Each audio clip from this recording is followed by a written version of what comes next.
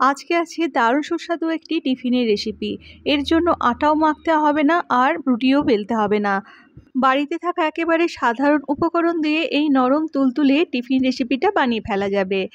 আর যারা এটা ব্যাচেলার বা হোস্টেলে থাকো বা নতুন রান্না শিখছো তারাও এটা খুব সহজেই বানিয়ে ফেলতে পারবে। নমস্কার বন্ধুরা, জ্যোতিকার রান্নায় সকলকে স্বাগত। চলো তাহলে শুরু করি রেসিপিটা। সবার প্রথমে এখানে আমি 1 কাপ পরিমাণ ময়দা নিয়ে নিলাম। এটা আটা বা ময়দা দুটো দিয়েই তৈরি করা যাবে। ময়দাতে দিয়ে দিলাম হাফ চামচ পরিমাণ নুন। আর কোনো কিছুই ময়দাতে এখানে দেবো না বন্ধুরা। নুনটা ভালো করে মিশিয়ে নিলাম ময়দাতে। এখন এই ময়দাটার মধ্যে জল মিশিয়ে ময়দাটার একটা ব্যাটার বানিয়ে নেব বন্ধুরা। এখানে যেই কাপটা দিয়ে ময়দা নিয়েছি সেই কাপেরই 1 কাপ পরিমাণ জল প্রথমে ময়দাটার সঙ্গে অল্প অল্প করে মিশিয়ে নিচ্ছি। পুরো জলটা এখানে একসঙ্গে ঢেলে দিলে হবে না, অল্প অল্প করে জল দিয়ে এটার একটা স্মুথ ব্যাটার বানিয়ে নিতে হবে। আর ময়দাটার মধ্যে যদি ছোট ছোট গুটলি থাকে বা দলা পাকিয়ে থাকে সেটা চামচে করে একটু ভালো করে মিশিয়ে নিতে হবে। আর বন্ধুরা, হাতের কাছে যদি হ্যান্ড ব্লেন্ডার থাকে সেটা দিয়েও এটাকে এইভাবে ফেটিয়ে নিতে পারো। এখানে আমি যেই কাপটা দিয়ে ময়দা নিয়েছিলাম সেই কাপেরই 1 কাপের একটু বেশি পরিমাণ জল এখানে ব্যবহার করেছি।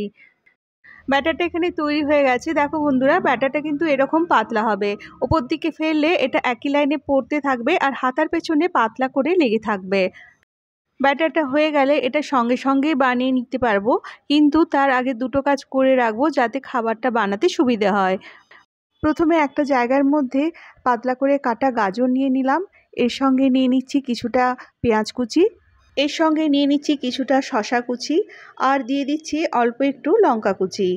ঝালটা তোমরা কম বেশি ব্যবহার করতে পারো।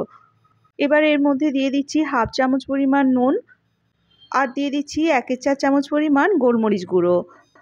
নুন আর গোলমরিচটা সব কিছুর সঙ্গে ভালো করে মিশিয়ে নিচ্ছি। এরপর আরেকটা কাজ করে নিচ্ছি। এখানে আমি দুটো ডিম নিয়ে নিয়েছি। ডিম দুটো একটা জায়গার মধ্যে ভেঙে নিচ্ছি। বন্ধুরা, এই কাজগুলো যদি আগেই করে রাখা যায় তাহলে ব্যাটারটা বানানোর সঙ্গে সঙ্গেই খাবারটা তৈরি করা যাবে। ডিম দুটো ফাটিয়ে নিয়েছি। এরপর এর মধ্যে দিয়ে দিলাম হাফ চামচ পরিমাণ নুন আর 1/4 চামচ গোলমরিচের গুঁড়ো। আর এর সঙ্গে দিয়ে দিচ্ছি 1 টেবিল চামচ পরিমাণ পেঁয়াজ কুচি, কিছুটা ধনেপাতা কুচি, আর এর সঙ্গে দিয়ে দিচ্ছি কিছুটা পরিমাণ লঙ্কা কুচি। এখন ডিমটা ভালো করে সব কিছুর সঙ্গে মিশিয়ে এটাকে একটু ফেটিয়ে নিতে হবে। মিনিট খানেকের মতো ডিমটা এখন এভাবে ফেটিয়ে নিলে দেখবে সব কিছু খুব ভালো করে মিশে গেছে। এদিকে গাজর আর শসার মধ্যে নুনটা দেওয়ার ফলে দেখো এর মধ্যে অল্প একটু জল বেরিয়ে এসেছে। এই জলটা ফেলে দিতে হবে। এটা পুর হিসেবে ব্যবহার করব। জলটা ফেলে না দিলে পুরটার মধ্যে জল কাটতে শুরু করবে। জলটা ফেলে দিয়ে এর মধ্যে দিয়ে দিলাম 1 চামচ পরিমাণ টমেটো সস। টমেটো সসটা ভালো করে মিশিয়ে নিচ্ছি। আর এর মধ্যে দিয়ে দিচ্ছি 1 চামচ পরিমাণ মেয়োনিজ। এখানে বন্ধুরা তোমরা স্টাফিংটার মধ্যে নিজেদের পছন্দ মতো টমেটো সস, চিলি সস, লেবুর রস যেটা হাতের কাছে থাকবে সেটাই ব্যবহার করতে পারো। আমি এখানে টমেটো সস আর মেয়োনিজ দিয়ে খুব ভালো করে স্টাফিংটা মিশিয়ে নিলাম। এখন আমি একটা কড়াই নিয়ে নিয়েছি। কড়াইটার মধ্যে অল্প একটু সাদা তেল স্প্রে করে দিচ্ছি। এটা বানাতে খুব বেশি তেল লাগবে না, 1 চামচ পরিমাণ তেল এর মধ্যে দিলেই হবে। তেলটা একটু গরম হয়ে গেলে এর মধ্যে ব্যাটারটা আমি 2 হাতা পরিমাণ দিয়ে দিচ্ছি। ব্যাটারটা দিয়ে কড়াইটাকে এইভাবে একটু ঘুরিয়ে নিলে ব্যাটারটা দেখো চারিদিকে ছড়িয়ে যাবে। আর 2 মিনিট রান্না করার পর ব্যাটারটার ওপরটা যখন শুকিয়ে যাবে তখন এর মধ্যে ডিমের ব্যাটারটা দিয়ে দিচ্ছি 2 চামচ পরিমাণ।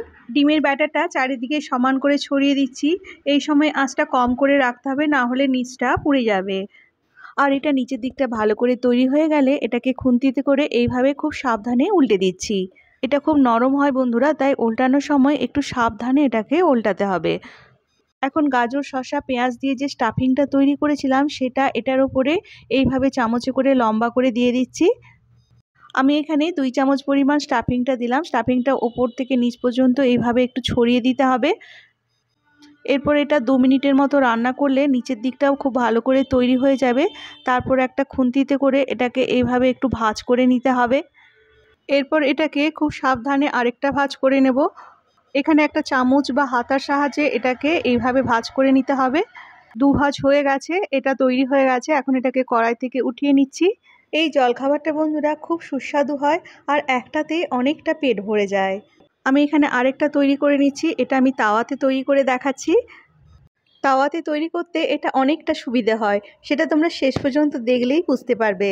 তাওয়াতে ব্যাটারটা দিয়ে একটু চারিদিকে ছড়িয়ে নিয়ে এর মধ্যে ডিমের গোলাটা দিয়ে দিলাম। ডিমের গোলাটা চারিদিকে এইভাবে একটু ছড়িয়ে দিয়ে আঁচটাকে কম করে দেব। এরপর নিচের দিকটা ভালো করে তৈরি হয়ে গেলে খুন্তিতে করে এটাকে এইভাবে উল্টে দিচ্ছি। এই চারদিকে হাফ চামচের মতো সাদা তেল ছড়িয়ে দিলাম। এখন এর ওপরে গাজর, শসা আর পেঁয়াজের মিশ্রণটা লম্বা করে দিয়ে দিলাম। আর নিচের দিকটা তৈরি হয়ে গেলে দেখো এটা খুব সহজেই খুন্তিতে করে এভাবে উল্টানো যাচ্ছে। এটা তাওয়াতে করেছি বলে খুব সহজেই হয়ে গেল।